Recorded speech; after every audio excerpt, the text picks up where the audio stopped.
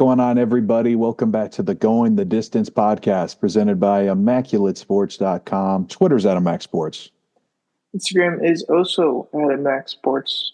TikTok, YouTube, Immaculate Sports. It's episode 229, and we have our Super Bowl matchup. It's a rematch, actually. A matchup 2 years ago. Pretty good game. Might have remembered it. Chiefs, Eagles. That's going to be an amazing game, but we're going to hold off a little bit because, of course, we got that week break. We got the Pro Bowl. No Jets will be there, but we'll see. Maybe I'll pop in for a minute and see what's going on. The big thing today, though, all the NFL coaching hires. 6 out of 7, we know, and we're going to talk about some offseason stuff for the NFL. Yeah, we'll be doing that, and then we'll also begin to a topic that I know Skylar will like. We're going to go over 3 different positions in the 2025 NFL Draft and give our top 5 for those positions. The 3 easy ones we're going to do today: quarterback, running back, and wide receivers. Probably what people would most likely want to hear. So we'll talk about that, and then I believe Skylar's got a mock draft that he'll do for us in the second half as well. Shaking things up a little bit. Exactly. But I'll get us started with the opener, and on our spreadsheet, I just have Twitter discourse as mine. So that's pretty vague.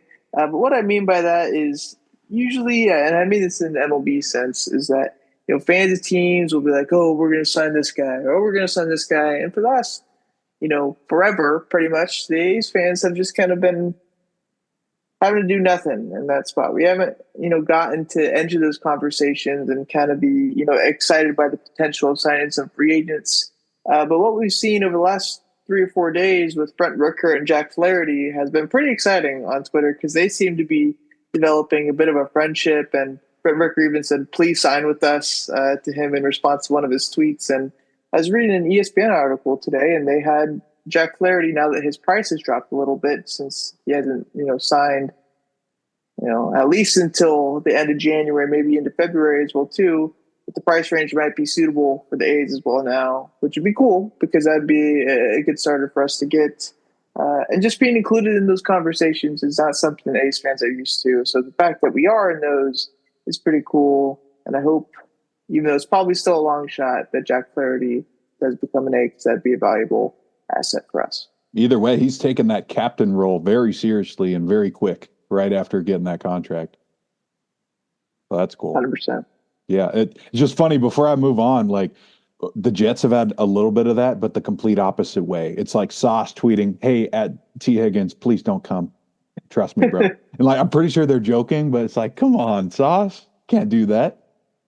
Anyways, my opener is Jets related because we got a new head coach and a new GM, just as we thought right after last week's episode. Of course, all the good stuff comes out on Wednesday and Thursday, but that's not important here. We'll be getting more into all the hires in a minute here, but the last time we talked about potential head coaches, Kyle and I realized Vrabel and Belichick being off the board immediately. Some teams are going to get left out, and some teams are going to have to settle for someone who's not qualified. I think we're one of the teams that have killed it so far. And I know winning the press conference isn't what matters, but it's really hard for me not to be excited about the future here. Aaron Glenn, Darren Moogie. Like I said, I'll save some of the Aaron Glenn talk for later, but I'm very optimistic about the GM too. I've known about him for a couple of years. He was allegedly the guy running the Broncos head coaching search when they hired Sean Payton. Moog has a deep background in scouting, roommates with Kevin O'Connell at San Diego State, where Moogie was the Taysom Hill to O'Connell's Drew Brees, if you will, like a 6'8" tight end quarterback. Much different type of president that Joe Douglas was, right? Joe Douglas is the type of guy who would change his entire draft strategy if it saved him a few bucks. And after hearing these two guys talk about the kind of system they want to build, continued success, not just a one-year run, I'm pretty excited. Yeah. Now, we'll talk more about that hire specifically once we get into grading coaching hires, but I would assume that the Jets are going to get a passing grade from Skyler. But at least it's not Arthur Smith. Yeah. Who, I mean, we talked about that a few weeks ago when we were predicting all the different spots that people will go to. And you had Matt Nagy for the Jets.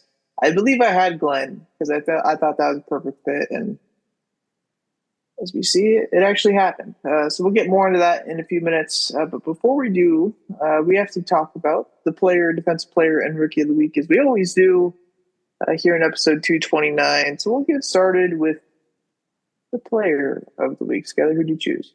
I'm completely fine if you just go Saquon again here. I mean, he had 3 touchdowns, about 8 yards per carry, but I'm going to give Jalen Hurts a co-win with him this week because they literally broke the Commanders' defense with the brotherly shove. 3 rushing touchdowns for Jalen Hurts, 55 points for the whole offense, an NFL record for this round. And just watching Frankie Louvu fly over the line multiple times was hilarious. Not only because he's a former Jet, just because I know all about that. Belichick would do that type of BS against us when we were down 30-0. It's like, dude, come on, Belichick, you fucking asshole. But they weren't doing it on purpose. That's the thing. Philly just broke down that D line. Yeah, I'm gonna give it to Jalen Hurts as well too for just being the quarterback for that well orchestrated offense that we saw on Sunday from the Eagles. Like you said, 55 points, the most that have ever been scored in a conference championship game. Jalen Hurts had 3 rushing touchdowns, albeit 2 of them were the tush push, but still a good day from him. Also 20 for 28, 246 with the air and a touchdown. 2 A.J. Brown in the air. A good, efficient day from Jalen Hurts, from a guy who's seen quite a bit of, I'll say it, naysayer talk over this past year or so. I thought he played really well and is grading up for a good game in the Super Bowl as well, too. Defensive player of the week, Skyler, who did you choose? I'm going to go with Mike Dana, Kansas City edge rusher, who hasn't been great against the run this whole season, but was just in Josh Allen's face all afternoon on Sunday. A big strip sack on the Buffalo quarterback was one of the most important plays of the season so far. That was a 3-point game. They needed every bit of that defensive line. And they engage occasionally. Yeah, that's true. I decided to go with Quinyon Mitchell for my defensive player of the week, the only guy who had an interception on championship weekend. And it was a beauty for his interception as well, too. In the end zone, tipped ball, ends up coming down with it. The rookie who didn't have any interceptions in the regular season has 2 in his first career postseason. So Quinyon Mitchell looks to be the guy that we expect him to be and is playing really well as a young BB in that scary, scary Philadelphia Eagles defense. Rookie of the week. My honorable mention does go out to Quinyon Mitchell. Of course, had that big interception on Jaden Daniels, continues an awesome rookie season. But I'm going to go with Xavier Worthy from Kansas City. I feel like he's gone very quickly from just a gadget guy to one of Patrick Mahomes' top options. 6 catches for 85 yards and a touchdown. Also had 2 carries for 8 yards apiece. If you could turn this into basically what Rashee Rice has been doing, you don't really need to worry about receiver anymore, like we thought maybe they would be after a T. Higgins or a Tyreek again. Yeah, I'll go with Xavier Worthy as well, too. I thought he was used really well on Championship Sunday, where they just got him the ball and let him run. I mean, that's what he's good at, and just let him run by guys. And we saw him even have a jump ball catch that was obviously very controversial. So even if you take that one out, I still think he had a great week. I thought it was a good matchup for him as well, too. I think I ended up betting on his over 79.5 yards, which was plus 300, and that hit. So he had a really good day and seems to be Mahomes' favorite non-Travis Kelce weapon over the past 8 to 10 weeks now at this point. So Xavier Worthy, man. Yeah. Moving on from that, though, we'll get into those grading coaching hires right now. Like we talked about, 7 openings are now down to 1. The Saints don't have a coach yet.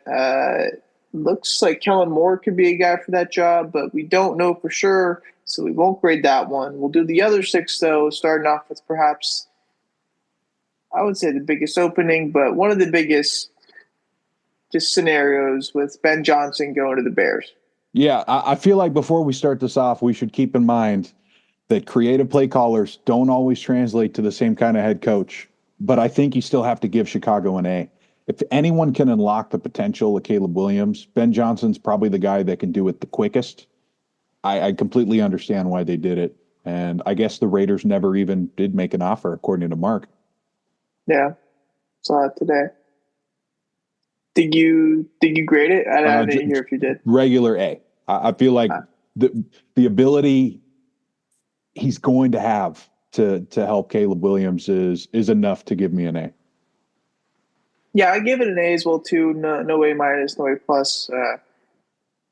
I think the Bears had a really good personnel on offense last year with DJ Moore, Roma Dunze, and Keenan Allen. Obviously, I think maybe Keenan probably won't be coming back, but those other two guys, Roma Dunze and DJ Moore, definitely will be. Caleb Williams is going to be coming back, and DeAndre Swift will probably be there. And I assume they'll make some moves to supplement some of that scheme that Ben Johnson is going to try to go in there and run, because I'll assume that they're going to want to run the ball more than what they did this past year, and maybe even bring in another back as well too.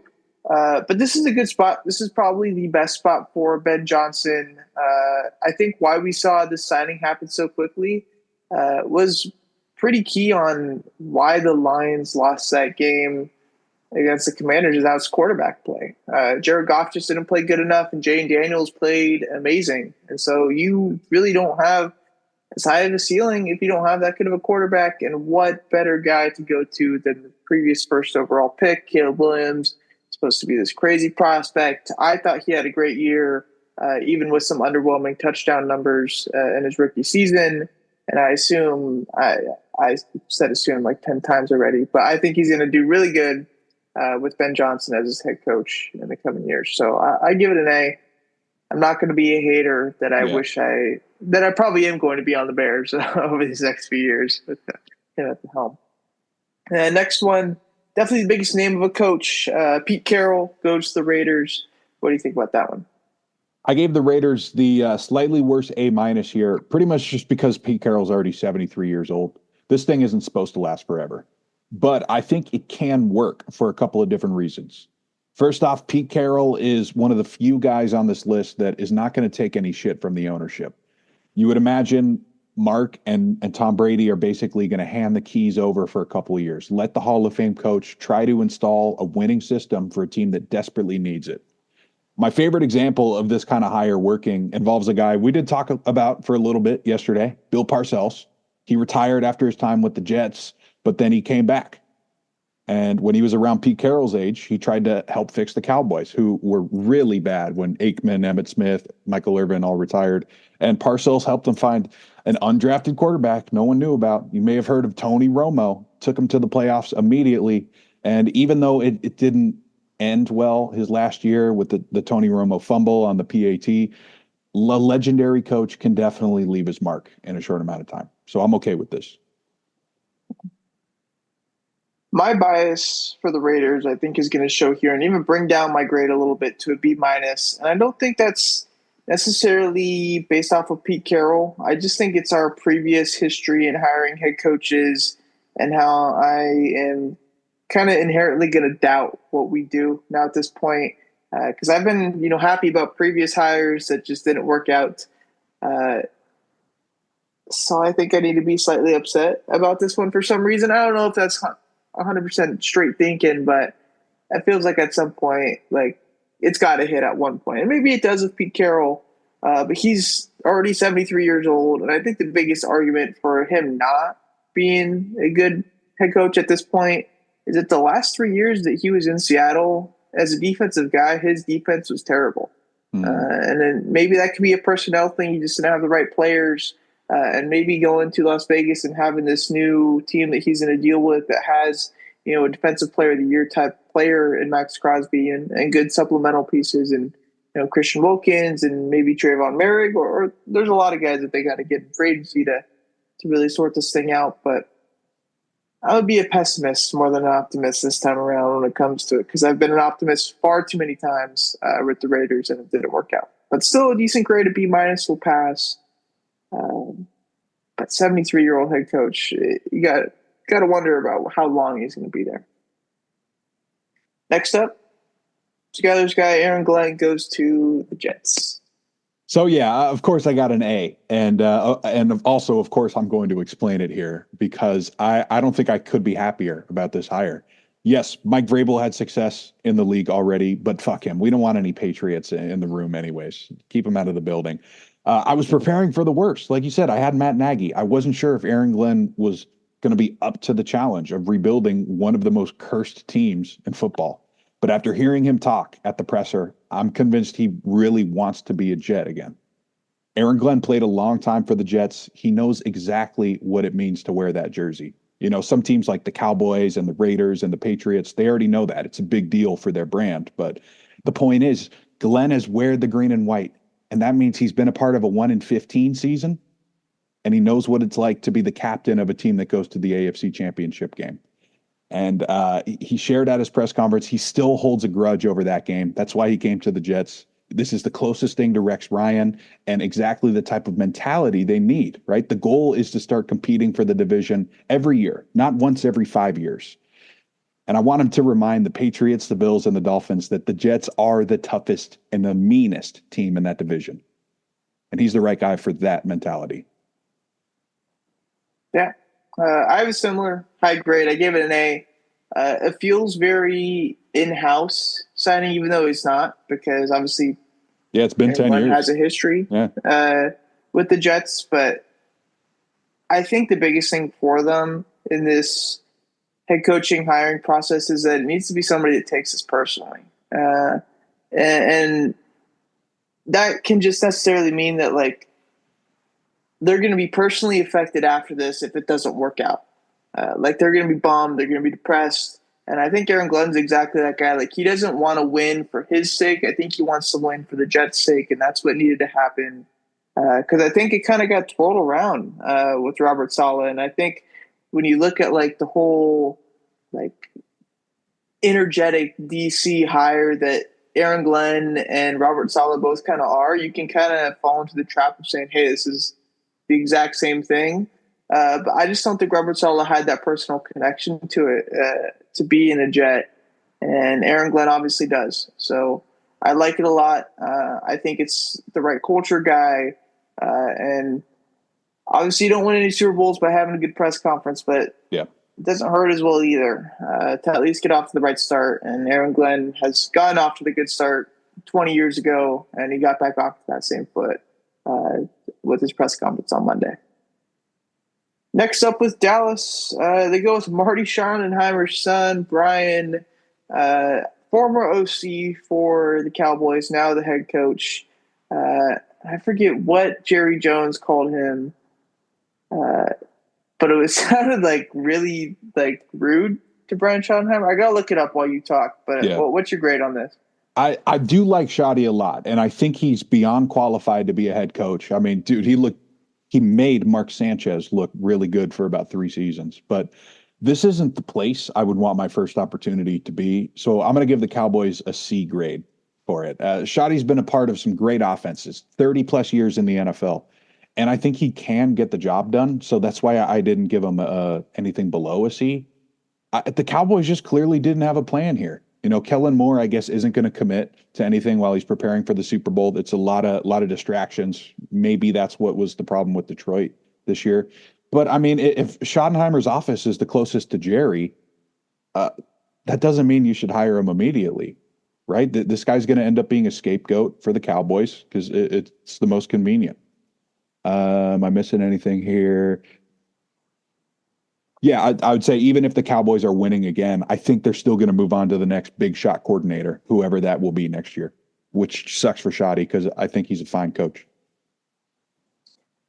Yeah, my guess for this coaching spot when we did it a few weeks ago was it needed to be somebody that needed the job. Mm-hmm. And I mean that in the way that, like, they needed it or else they were never going to get another head coaching hire. And that's exactly what it is with Brian Schottenheimer. The hire itself I don't hate, but the situation I hate because you get rid of Mike McCarthy, who's, I mean, albeit some interesting playoff decision-making over the past 10 years, but still a good head coach, has had a ton of wins under his belt, even has a Super Bowl win in his history. But you get rid of him and practically just take in his same offense with Schottenheimer, a guy who's been there. Like, that aspect of it doesn't make sense. Now you got, I mean, I know he's been there, so he has, you know, some of the ear and some of the trust of players already, but you got to rebuild that culture again that Mike McCarthy had the guys, you know, playing well when they were healthy for the majority of the time that he was there. it just confuses me with Jerry Jones, as it always will. I don't think it's necessarily bad, but I'm not saying it's good either. So the equivalent of that in a grade would be a C, and that's exactly what I gave it.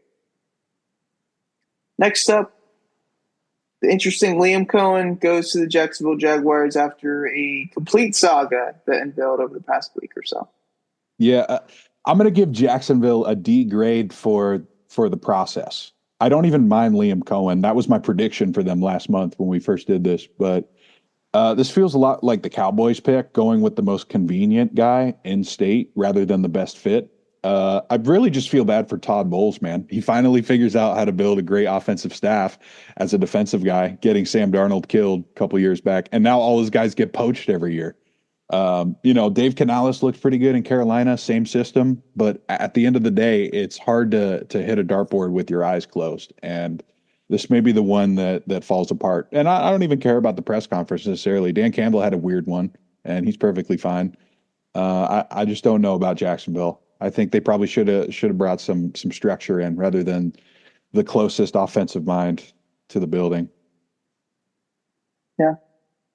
I like Liam Cohen as a coach. I think his track record shows that he's been able to get the best out of his players, whether I was at Kentucky, or with Tampa Bay Buccaneers over this past year. So if I was just going based off of that alone, I'd say a B. And then when you watch the press conference, and I know you just said the press conference doesn't mean anything in that aspect, but the Jags a little bit of Adam chant, Gase in them. Their Duval chant and how he did that chant just off-put me so much that I'm bringing it down to a D. I wouldn't be shocked now if the Jags get the first overall pick next year. Like it just threw me off. And vibes got to mean something, right? They got to mean something. Yeah. Last head coach opening that has been filled was actually the first one that got filled. It's Mike Vrabel. I was going to say back to the New England Patriots. I guess it'd be technically back to the New England Patriots. This time as a coach, not a player. What do you grade this one? I hate that I have to do this, but I think this is the only A+ we've seen this offseason so far. I mean, ever since they grabbed Mike Vrabel like 5 minutes after firing Mayo, they really shook up everyone else's offseason except for a few. And you don't really have to worry about Mike Vrabel getting the most out of his guys because that's kind of what he's known for. I'm excited for the new rivalry of Vrabel versus Glenn over here too, because you know they got to still hate each other from their playing days. Vrabel should be able to fix the O-line and fix the defense a little bit, and things should be a lot easier for Drake May. Yeah. I think the argument against this and against firing Mayo when you're just going to bring in Vrabel is that, the culture is kind of the same thing with those two dudes, the Patriot way type culture that they're going to try to install once again after having a rough couple of years. But it's completely different. Like Vrabel's got the scheme that goes with it. And he's got the track record of success as a coach, which means a ton. In Tennessee, we saw those teams get the 1 seed and make the playoffs multiple times on rosters that really weren't that great. Like they had some defensive guys, and obviously they had King Henry, A.J. Brown, but they were doing this with Ryan Tannehill at quarterback. And when you go back to quarterbacks that have won a playoff game in the AFC over the past 5 to 10 years, and you rank them all from best quarterback to worst quarterback, probably one of the lower ranking teams on there in Ryan Tannehill and the Titans. So what he was able to do with that squad, I think means a ton. Obviously now he's got what should be a better quarterback than Ryan Tannehill in the long term and Drake May. Just nothing else around him at this point except for Christian Gonzalez. Like this is going to be a roster rehaul that we see probably take 2 or 3 years at least to really form into something. I think the Patriots understand that. They realize, they're probably not in the best spot, and they're going to give Vrabel a good long leash for this as he deserves. Saints, we don't know, so we'll skip that. And we'll get right into our 2025 positional big board for the NFL draft. We'll start off with the quarterbacks because that's always the most fun one. Yeah. I just did top 5s for mine because I believe I just felt like there could be so many honorable mentions for this stuff. So Yeah. Did you have honorable mentions, or what did you I want mean, to do for I that? do have my full boards. I kept it to five for the podcast, but I hear that Dylan Gabriel threw the fastest ball in Senior Bowl history, like 78 miles per hour, like 10 miles per hour faster than Josh Allen. So good for him. Which doesn't really make sense because he's not Yeah. that strong arm of a guy. So I don't know if the radar was off or the guys that are taking are just flying or something like that. But yeah, I'll let you start though at the number 5 Okay. spot. We'll start off with Quinn Ewers of Texas, the Ohio State transfer. I think he could go in the third or the fourth round. I definitely think he's dropped a little bit because he seems to only thrive in chaos, and it kind of reminds me of Baker Mayfield. It's what I have shades of for Quinn Ewers here. It wasn't that good of a season for him. I don't think he's undraftable, but I think teams are going to think twice about trading up for him. Yeah. Number 5 for me is going to be where I slot Jalen Milroe. I want to be a really big Milroe fan. I think he's got some of the greatest potential out of any guy, and it's just because of what he can do with his legs.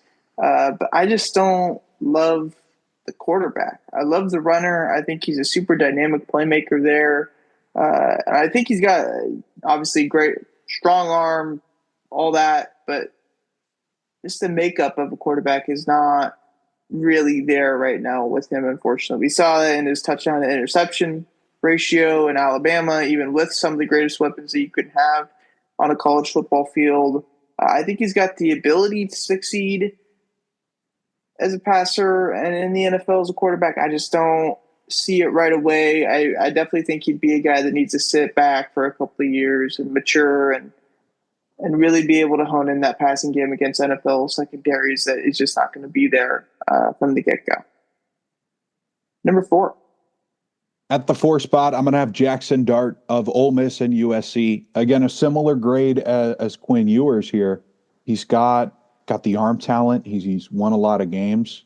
I just think it's probably the physicals that keep him down a little bit. I have him compared to an Alex Smith with a little more arm talent. And I think it was Alex maybe I was showing this to. And he's like, Alex Smith, wasn't he really good? Well, when he worked with Andy Reid for a while, he became better. But that's the thing. This is the kind of guy you got to get him into the right spot. I have him as a 4.85 40. That would be only Kyle McCord was slower so far. But again, we'll get officials when we go to the combine and stuff like that. But I do have Jackson Dart in the top 5. I went with Quinn Ewers as my number 4 guy. Like you said, he kind of survives in chaos, and I think that's a really good way to put it because he does give off that Baker Mayfield type of vibe.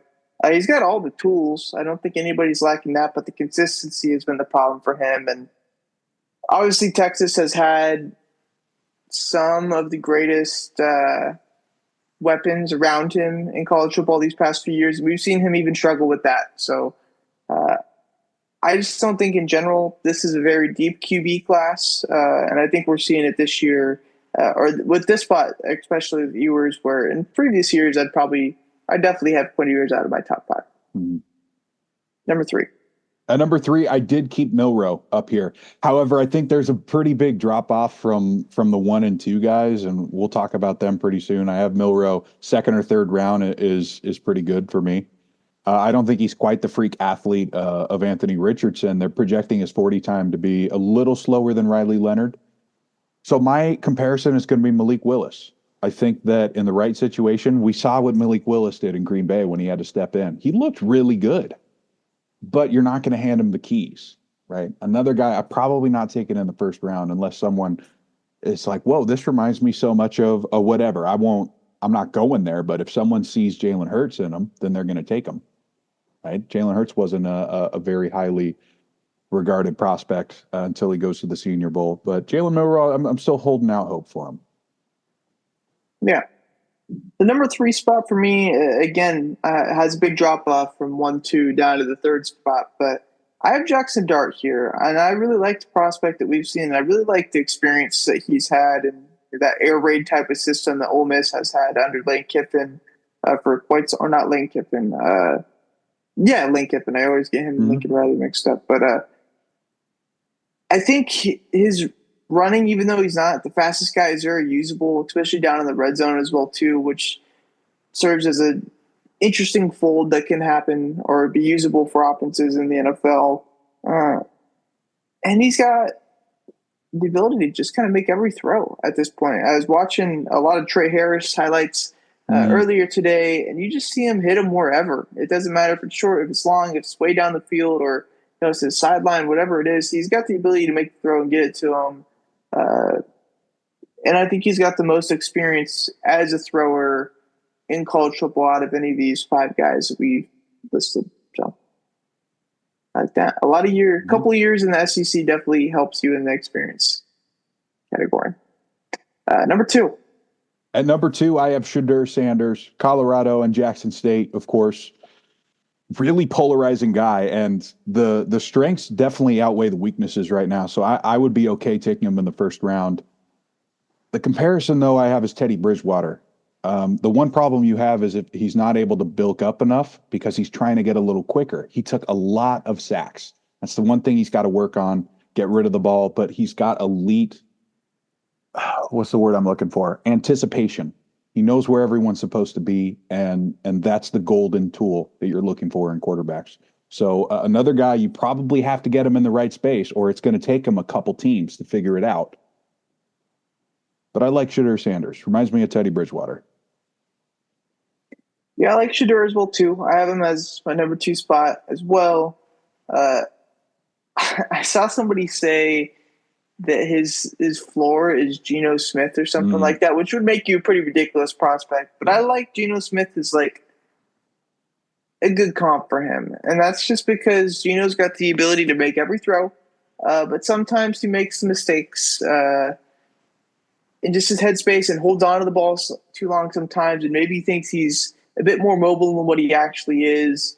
And I think that compares to Shedeur a lot, especially in the aspect of holding on to the ball too much.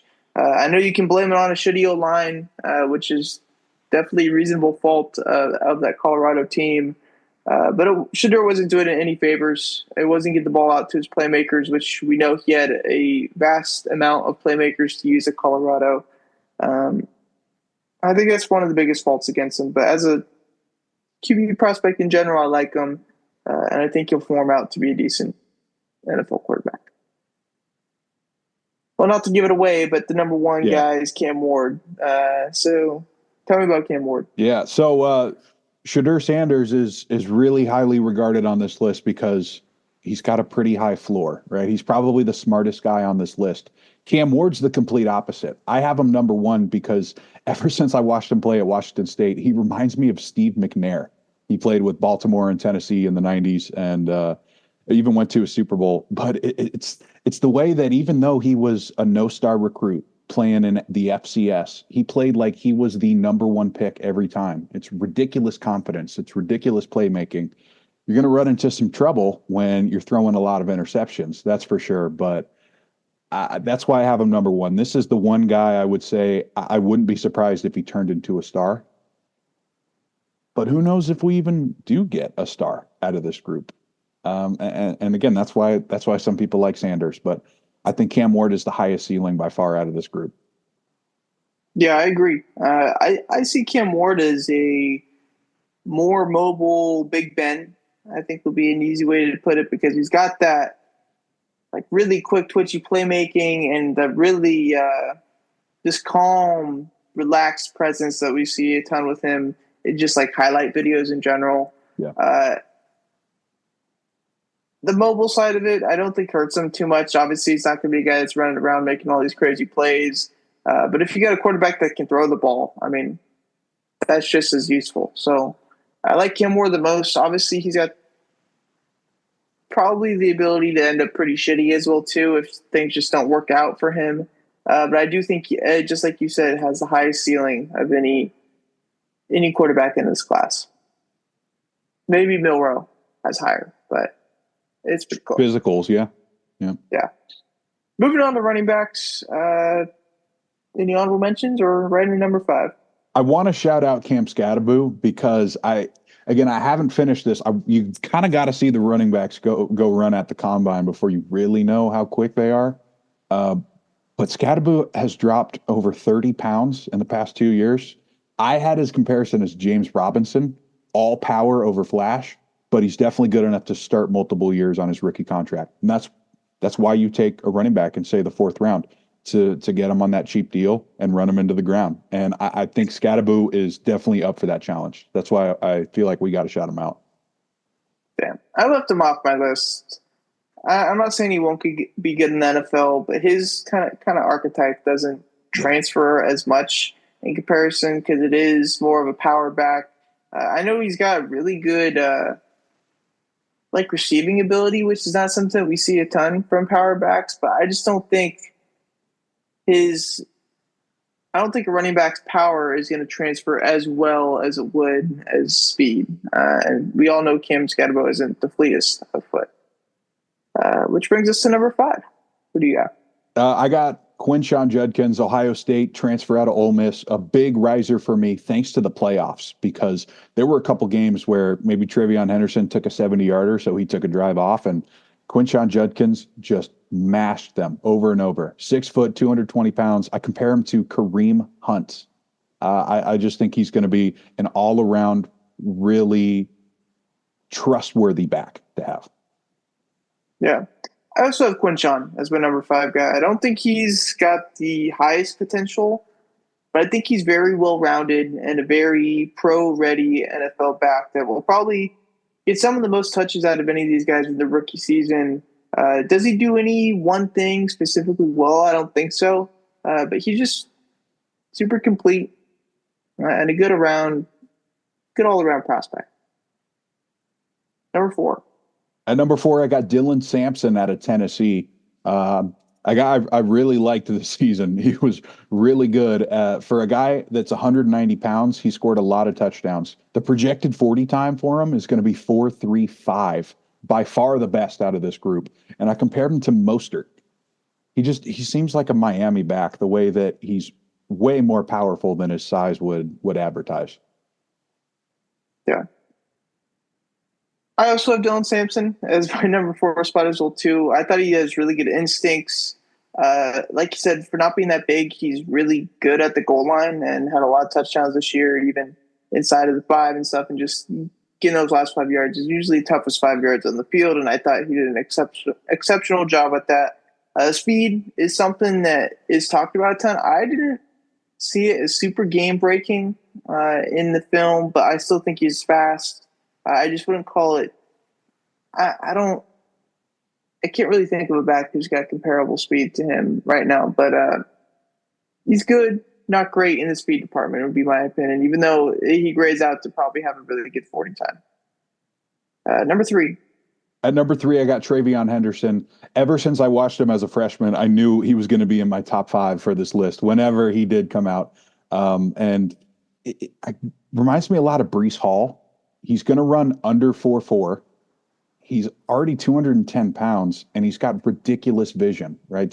These first 2 guys are your house call guys, but Travion Henderson is right behind him. We seen him take a 70-yard screen, for example, like I just said, to the crib, no problem at all. I think this is the beginning of the second round, guys. Yeah. I really like Travion Henderson. I have him as the number 3 spot as well, too. Saquon Barkley's year, I think, has had a ton of impact on how some running backs will go in the draft this year and the value of having a possible home run hitter guy. And I think that's exactly what Travion Henderson is. Super explosive, really quick as well, too. It's not just straight line speed. I think he's got really, aggressive cuts, and that helps him, break out onto these big runs. He's a good pass catcher. He's a good blocker as well, too. I definitely think he shoots up draft boards and can definitely be a fringe first round type of guy who could be really good in the NFL. Mm-hmm. Number 2. At number 2, I got a Marion Hampton, a guy who I think should and might go in the first round. This is a big dude, 6 foot, 220 pounds. I compared him to Josh Jacobs because these 2 guys right here, you don't have to worry about splitting time. Our top 2 running backs in this class are going to be on the field all game long. Maybe Saquon Barkley helps with that. But that's just one example. It's really hard to find these guys. And I think that's why I would take Amarion Hampton in the first round. Running guys over, catching passes, vision. That's Josh Jacobs. Yeah. I also have Amarion Hampton at the number 2 spot. So we have similar lists here. I think he's a super powerful runner, very explosive for his size as well, too, which we don't see a ton from guys that are that big. And I think the biggest thing that jumps off the page for me is his patience as a runner. There's a lot of times where he's trying to find the hole, ends up finding it, gets it, and goes. And that's something I really like from the running back position that you just don't see a ton of guys be really, really good at. I think Omarion's got that down, and I think he will translate very well in the NFL. And then number 1. Ashton Jeanty, Boise State. I thought I was crazy for putting him at the top spot during summer scouting, but I just had a feeling that once this guy finally became the starter, he was going to just fucking unleash all hell towards the Mountain West, and he did this season. 5'9", about 220 pounds, muscle hamster comparison, or Maurice Jones-Drew, just the smaller guys who have unbelievable vision. And this guy's projected to run faster than Amarion Hampton, Caleb Johnson, Quinshon Judkins, Jordan James. Unbelievable prospect. I hope he stays healthy. That was the only thing that stopped him this year. Yeah, Genty's number 1 for sure. This guy's a stud. He does everything well. Just bouncing off tackles is by far the best out of anyone in the class, and his speed, I think, underrated as well too. You talked about him a ton, so I trust your opinion there, and I'm kind of just going to second everything that you say. So Ashton Jeanty, number 1 for me as well. Now on to wide receivers. Any honorable mentions or your number 5 guy? Who do you got? So I included Travis Hunter. Did you too? I had him on here for a while, and then I decided to take him off because I just don't think he'll be used as much. Okay. I did, and I'll keep him on. So I'll shout out the next guy I have. My number 6 is Jaden Higgins from Iowa State. 6'4", really big dude. Also want to shout out a TCU receiver, Jack Besh. Lost his brother in that whole New Orleans mess that happened a couple of weeks ago, and he still showed up to the camps and dominated. So I think he's going to go pretty high still. And really good receiver class, by the way. I have 28 guys written down. Obviously won't go over them, but these are all guys who are going to be top 3 guys on the depth chart. Yeah, I definitely think the class this year really excels in depth, and just rounds from like 6 through 3, there's going to be a lot of good receivers, and maybe that's just, tends to be a thing that's happening now because we saw a ton of really good receivers last year, albeit they're more of first round or second round guys. But this year, I think there's a ton of diamonds in the rough. So Higgins was your number 5 guy? Yeah. Gotcha. 6. Okay. Yeah. And then 5 was Hunter or whatever. 5. I have, sure. We'll talk about Trevor. We'll not get into it, but you have Hunter in your top 5. I do have him in the top 5. Okay. Yeah. Okay. Yeah. So just give me your 5 then, and we'll go from there. I know I made that a little too complicated because I like pull up the podcast notes and then I pull up the board and I'm like, where am I at? But number 5 for me is going to be Alec Ayomanor, Stanford, your guy. I really like him. I think he probably should go in the top 45 picks or so just because of the potential. They listed him as only 6'2", even though he plays like he's 6'5". It's kind of that A.J. Brown body, 6'1", 6'2", 225 already coming out of college. And I think once he figures out the little stuff, he's going to be a dominant X receiver because he just loves to moss guys. So work on the little stuff and he'll become a great player. Yeah. Number 5 for me is going to be where I have Isaiah Bond. And I think he can get quickly compared to Xavier Worthy, obviously, because they went to the same college and they're kind of that same, burner type of receiver.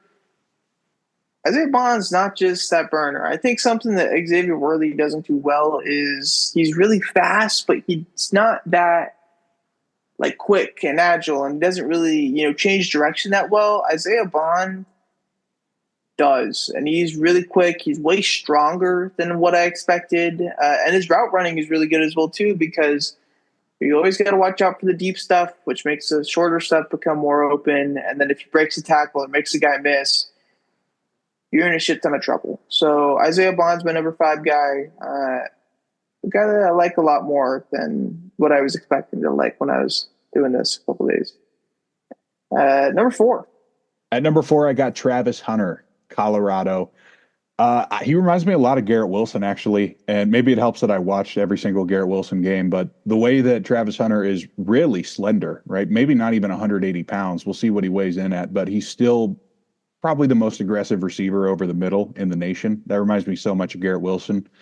I want him to play corner. Some people want him to play receiver. Maybe he'll do a little both. We just got to wait and see, because some of these guys are already at, a pro NFL wide receiver body, and Travis is the one that isn't quite there. That's why I dropped him down a little bit. Yeah. Number 4 for me, definitely an NFL type body here. It's Luther Burden III, who's like a rack god. I don't think he got used that well at Mizzou. I definitely think there's going to be some offenses in the NFL that would be ecstatic at being able to use this guy in the way that some of these other guys are getting used nowadays. I don't love him as much as other guys do. I think he's kind of a general feel around 2 for top 5 wide receivers. I have him at 4, so not as high, but I still think he's going to be a stud. And one thing I always struggle with is the guys that don't perform well in college, or maybe don't have the greatest stats, but are still considered high prospects. I don't have that intuition, I would say. So Luther Burden, number 4. Number 3. At 3 is where I got Luther Burden. You're right. It was a tough season for Missouri.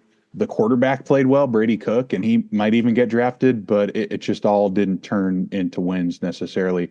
But what's intriguing about him is he's got the new age NFL slot receiver body. Like you said, it's a really compact rack kind of guy, 210 pounds for under 6 foot. The ceiling's going to be Jamar Chase. That's why he's going to go really high. I wouldn't say that though myself. You're hoping for Deebo Samuel, basically, with Luther Burden. Yeah. Number 3 for me, a guy I like a lot more than I think most people do, is Trey Harris. I think this guy's a complete matchup nightmare. He's got the full package as far as the NFL body goes, which is super common for some reason for Ole Miss wide receivers. I think the full route tree is something that he's able to run, which I don't think a lot of people really like with him. I like it more than what most do. I think he's super valuable after the catch. And I think as a powerful runner in space, he's really good as well too. Again, just a guy like Isaiah Bond, even though they're completely different, has the ability to hurt you downfield. So you play off coverage. Next thing you know, he's catching the ball on a curl route and he's breaking a tackle and he's off and gone again. So I like Trey Harris a ton. I believe more than most. And that's also where I would have Travis Hunter as well too, if I were to put him on this list. Great hands, very good jump ball skills for a guy who's not that big, and obviously ridiculously athletic. Yeah. So I'll mention it. Trey Harris for me right now, I have him at 12th. It's not a finalized or anything. I went with some of the bigger guys in this class. Maybe a safer pick. I don't know. I guess after Devontae Smith, I've been scarred just because he gets concussed like 3 times every year. But we'll get back to everybody. Of course, we got time. My number 2, a guy that I really loved this season, Emeka Egbuka, Ohio State.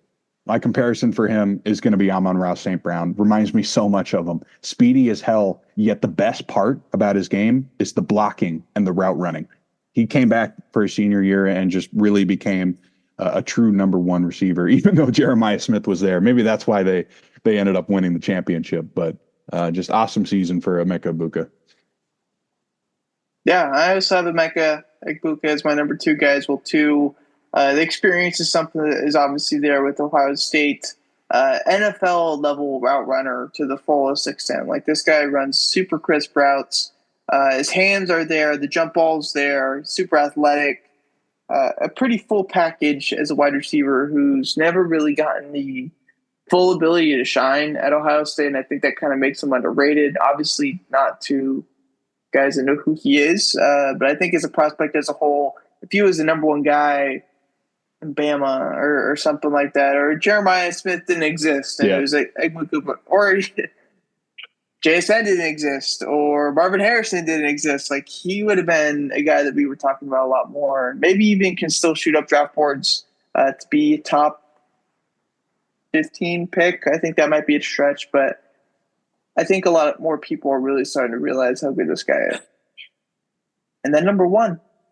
Yeah, for me all season, pretty much been Tet McMillan. And even though Arizona had an awful season, he proved that he could handle a situation where if he's the only guy there and he's getting 18 targets a game, his body's not going to break down. 6'5", 212. It's the Mike Evans body. Similar guys with this resume have been like Drake London would be a good comparison. I just for that reason, just being the only guy who's 6'5" up here in this top 5 for both of us, that's probably going to be the thing that gets him drafted in the top 12. Yeah. Number one is Tet for me as well, too.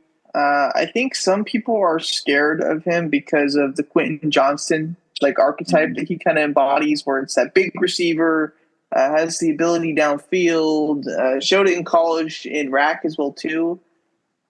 I think it's definitely more of a short thing with Tet.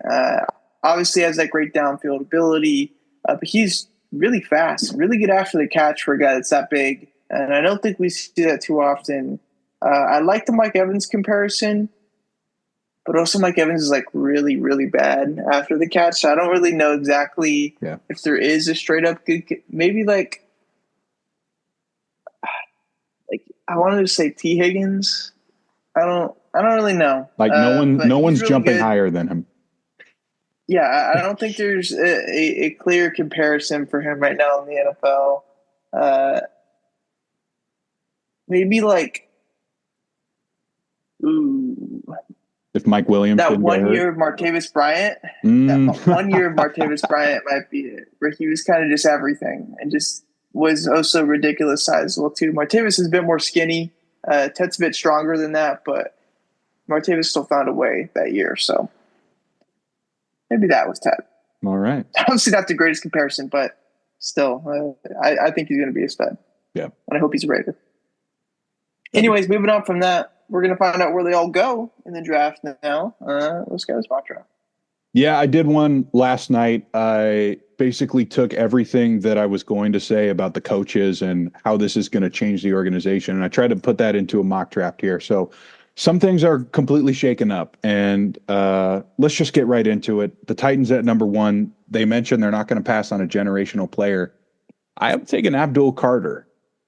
He's only risen this season. His first year ever playing edge, and he just straight up dominated at Penn State. So maybe they do take Cam Ward and it blows up this whole mock draft, but let's have some fun. We've been a little boring for the past couple months. Let's create some memories here. And that's what Cleveland's going to do. They're going to do the same exact thing and take Travis Hunter. They said today they're not going to trade Myles Garrett, so I guess they wouldn't have to draft Abdul Carter or trade up or anything like that for him. Quarterback's a mystery, but we've heard KOC does like Mr. Cousins as a bridge quarterback. We'll see. Maybe they could pair him with a second or third round guy. Something to think about. Number 3, the Giants are ecstatic. Wait, KOC? Yeah. Who's KOC? Excuse me. Stefanski. I get Stefanski and Kevin O'Connell mixed up sometimes. I was they look pretty similar. I was like, what? My bad, Minnesota fans and Cleveland fans. And again, maybe since he goes to Cleveland there, they would turn him into more of an offensive guy, and that's why he goes here. Number 3, I think the Giants are pretty happy with all quarterbacks available. They don't have to move. Maybe in this situation, they would give up a little bit to move up. Cam Ward, I think, is a good fit for them. I know there's a lot of Shadur Sanders talk. He was wearing Giants cleats allegedly before a game. But I think at the end of the day, Cam Ward. It's not allegedly. He was wearing Giants cleats. It did happen. Well, that would be really awkward if he doesn't get taken here. As far as the Patriots, since Mike Vrabel's there, I think they're going to try to take the best player that's on the board, and that's probably going to be Will Campbell for them, even if he does play guard. We've seen these kind of guys still go high And it's the ultimate offensive lineman's mentality. I said it before. He's your favorite O-lineman's favorite O-line prospect. Number 5, Jacksonville. Man, who really knows? But I know they've been targeting corner for a couple of years now. Theirs haven't really panned out. So I have Will Johnson. There's a reason he came out after being injured. It's because someone told him you're still going top 5, man. So here you are. Number 6, Kyle's perking up a little bit because he knows Shadur Sanders is still available. That'd be a perfect fit for those guys. Who knows if he's still going to be there? But hey, there's been some rumblings that he's not a guaranteed top 5 pick. And obviously with Pete Carroll, if he actually gets to see the quarterback, and again, we mentioned this, it's not a requirement that the future quarterback is drafted under Pete Carroll. That's not his job necessarily. His job is to fix everything else. But if there is a quarterback there, that'd be pretty helpful. That would be. My mind on Shadur Sanders has been interesting over the past 3 to 4 months. But it seems like there's a chance. So I'd be okay with it. Obviously, I would prefer that to happen than us to just try to do some patchwork or something like that. At least that would mean that we have a plan. Quarterback. Absolutely. I'm hoping the same thing with the Jets, and who knows, maybe they sign all of Detroit's depth pieces at D-line. But right now we don't have anyone playing next to Quinnen Williams. Mason Graham is still here. That'd be the perfect slam dunk home run draft pick for the Jets right now if there's no corners there. And the others are pretty much hurt, so I have them slipping a little bit. Number 8, Carolina, all in the news has been they need an edge rusher. So I'm actually going to give them one here. James Pierce Jr. from Tennessee. Ted McMillan ends up falling a little bit. This would be probably where you could start thinking about it if the Raiders don't take him. Number 9 with the Saints, dude. They don't even have a coach right now, so I just gave him Ashton Genty. I'm not that familiar with the dead cap on Alvin Kamara's contract, but you would imagine they're going to start rebuilding things over there. And Ashton Genty, I think, is a lot better than shit, dude. Alvin Kamara went down and they had nobody. That offense was a disaster. At number 10, the Bears are very happy. They're rushing up to the podium to turn in Kelvin Banks, the tackle from Texas. Some rumblings about him being a guard.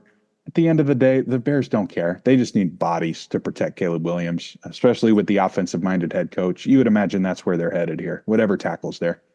I have a similar feeling about the Niners, who pick after them too. Armen Membo, a tackle from Mizzou, crazy riser so far. Apparently is starting to dominate in the one-on-one drills in the Senior Bowl. Haven't watched too much, but luckily everything's recorded. I'll go back and watch some of that. Armen Membo, name to look out for. And then 12, finally, where I have Ted McMillan going to Dallas Cowboys. Another team, not a whole lot of direction, but also not a bad roster. So I feel like a wide receiver 2 is pretty important for a team trying to go to the Super Bowl. That's just me, though. Because like I said last week, right, CeeDee Lamb, I still view him as that top option in the league. I'll wander around the board a little bit here. Actually, the next pick, I wanted to shout out Jahdae Barron, the Texas corner, because I think teams are going to look at him as a safety. He's got better tape than Malachi Starks. Maybe he goes a lot higher than we expect. The Bengals expecting to lose their number 2 receiver, T. Higgins, because the Patriots got a ton of money. I haven't taken Luther Bird in here. For the Broncos, let's get Bo Nix some help. Colston Loveland, it's just one of those picks right there that tend to happen a lot. If you got a massive need at tight end and there's a first-round grade, just take him. I wanted to talk about yes, sorry. It fits. That definitely, I could already see the jersey. Yeah. 22 with the Chargers. Khalil Mack says he's not retiring, but it sounds like he may be leaving. How about they take another Senior Bowl riser, Princely Umanamielen,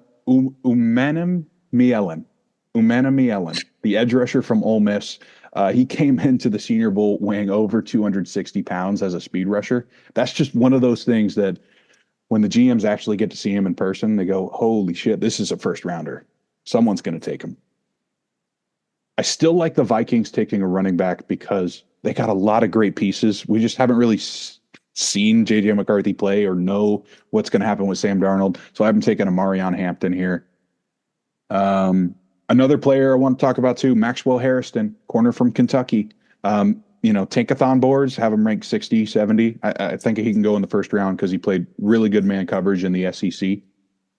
We got the Eagles at 31 taking Mike Green, edge rusher from Marshall. We've seen them do it all with the interior. Just get a little bit of help on the outside with Nolan Smith. And then 32, Kansas City. Everyone hates their right tackle, Jawan Taylor. So let's give him Cam Williams from Texas. All right. Hope that was fun for you. Try to mix things up. Yeah, that's good. Moving on to layups bowl predictions. Last week was a decent week for us. We both got our layups correctly. I had Philly -6. Skylar at Kansas City -2. Obviously, those hit. This week, I didn't pick anything because I'm not going to advise you in something I wouldn't do myself. Yeah. So, NA. Okay. No, that's fair. But I have been watching a lot of college basketball recently because it's been really good. Honestly, Texas has been getting a lot of upset wins lately. They have a shooting guard, 5-star prospect, Trey Johnson. He's going to go really high in the draft. The media still doesn't like them, but they just upset number 10 Texas A&M. I have them now upsetting number 23 Ole Miss tomorrow night.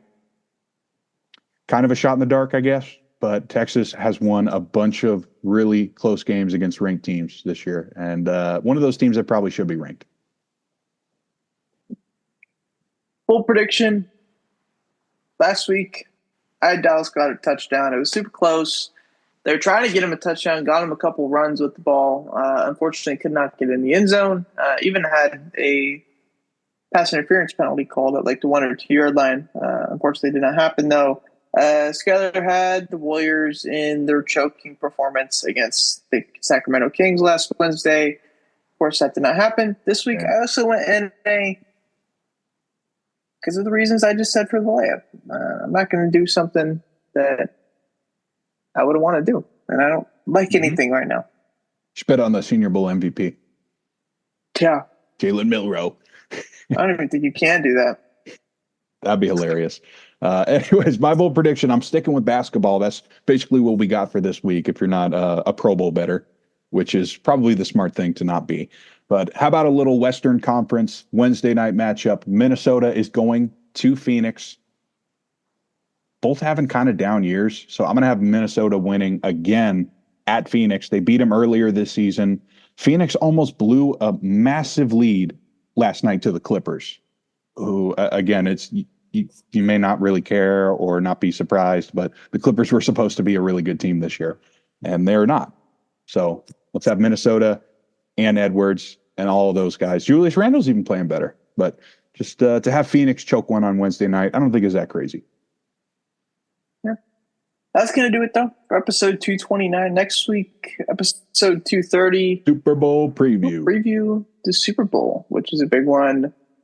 Besides that, I have zero clue what we're going to do because obviously no player of the week or anything like that, unless we do like Senior Bowl or something. But we need a big trade. Yeah, we do. We need a 32-team trade to happen or something like that. That'd be pretty cool. But yeah, we'll figure out next week for you guys, and probably have some Senior Bowl winners and losers. We'll see. Yeah. Got any closing remarks? That's all I got. Hey, we got coaches, man, and we got GMs. I know we didn't talk about the Raiders GM, but if Tom Brady respects him and worked with him for a couple of years, then he's probably not a bad guy. Spy tech. Yeah. Spy tech. The spy tech. All right, Cal. We'll see you next week for 2:30. Let's go, Aaron Glenn. Aaron Glenn's Jets. This is his team.